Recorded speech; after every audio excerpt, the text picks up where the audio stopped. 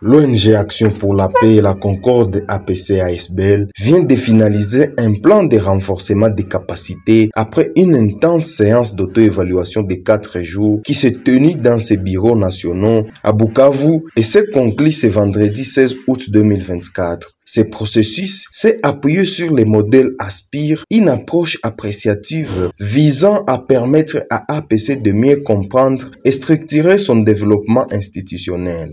Avec le soutien technique de son partenaire Merci Corps, l'ensemble des équipes de la direction au programme, en passant par les finances et les équipes de terrain, ont participé activement à cette évaluation. Pendant 4 jours, chacun a eu l'occasion de s'impliquer dans une analyse démocratique, garantissant ainsi que chaque voix ait son importance pour l'avenir de l'organisation. Marie-Sonine Ducoste, chargée des partenariats chez Merci Corps et facilitatrice de l'auto-évaluation, a exprimé ses premières impressions. En fait, mes premières impressions d'abord, ça commence depuis le premier jour. Et l'enthousiasme qu'il y avait pour toute l'équipe de répondre aux questionnaires individuels. Et le deuxième jour, c'est la discussion de groupe, parce qu'on était en train de comparer les résultats individuels, où tout le monde a dit que non, nous pensons que notre organisation est à ce niveau et non à ce niveau. Et ensemble, on a trouvé, bon, APC ou les membres de APC, ils ont trouvé un consensus, voilà la cote appropriée pour leur organisation. Et c'est à partir de cette cote, ils ont défini les priorités pour aboutir à un plan de renforcement de capacité.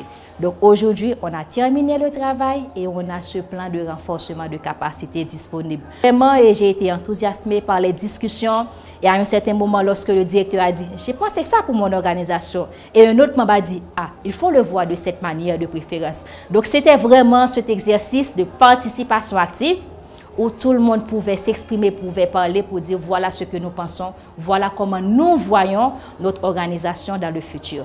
Marie-Sonine Ducoste a encouragé tous les membres de l'organisation à s'investir pleinement dans la mise en œuvre de ce plan, rappelant que chaque individu a un rôle crucial à jouer.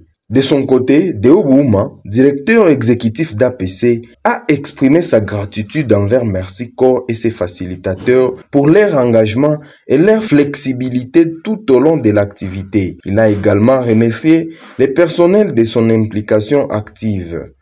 Deo Bouma a souligné que les interactions avaient été à la fois fructueuses et conviviales, offrant de précieuses leçons sur les forces et les faiblesses de l'organisation dans divers domaines.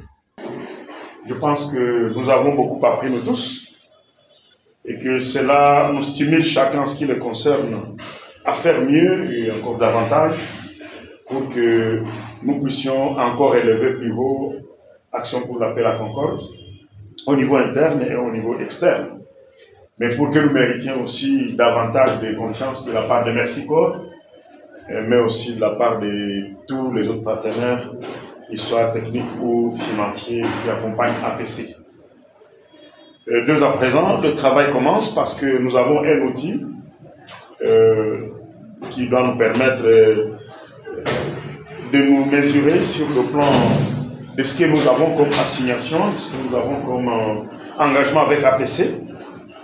Et c'est cet outil aussi qui doit permettre à chacun de nous de s'engager résolument à son rôle, à sa responsabilité, parce que c'est ensemble que nous devons mobiliser les ressources pour que nous puissions couvrir tous les gaps que nous avons relevés ensemble et qui ont constitué le point de chute qui est le tableau de renforcement des capacités. Pour APC, c'est vraiment un outil de mobilisation des ressources auprès des partenaires, mais c'est aussi un outil qui nous sert de baromètre que nous devons toujours jauger pour voir où nous sommes par rapport à ce que nous sommes assignés et par rapport à ce pourquoi nous sommes engagés pour devenir encore beaucoup plus professionnels.